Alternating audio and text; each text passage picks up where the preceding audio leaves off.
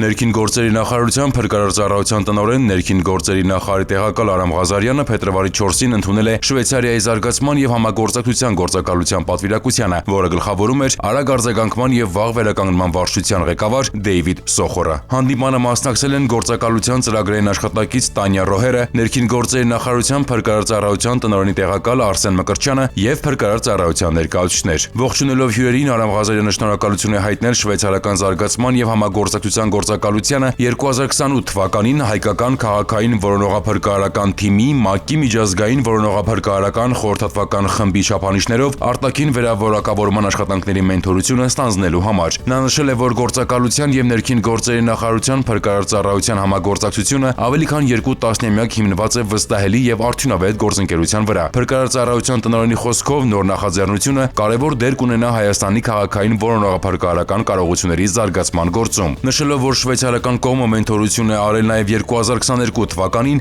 Դավիթ Սոխորն ընդգծել է, որ հաճելի է կրկին մասնակցել վերավորակավորման գործընթացին եւ ստանձնել մենթորության պարտականությունը։ Նա նշել է, որ արդեն մեկնարկել են աշխատանքները ՔՕՊ թիմի անդամների հետ։ Դավիթ Սոխորի խոսքով գործակալության ուշադրության կենտրոնում է կազմակերպչական եւ թիմի կառավարման համակարգի կատարելագործումը, ինչը հնարավորություն կտա առավել արդյունավետ կազմակերպել նախապատրաստական աշխատանքներն ու վարժանքները, լիարժեք համապատասխանեցնելով INSARAG-ի պահանջներին։ Հանդիպման ավարտին կողմերը վերահաստատել են համագործակցությունը շարունակելու եւ ընդլայնելու պատրաստակամությունը, ինչը նպաստելու է հայկական քաղաքային որոնողափրկարարական համակարգի զարգացմանը, միջազգային չափանիշներին համապատասխանեցման ու արտակարգ իրավիճակների արդյունավետ արձագանքման կարողությունների ամրապնդմանը։ Պատվիրակության անդամները աշխատանքային հանդիպում են ունեցել նաեւ հայկական քաղաքային որոնողափրկարարական թիմի ղեկավար կազմի հետ, քննարկվել են առաջիկա անելիքները։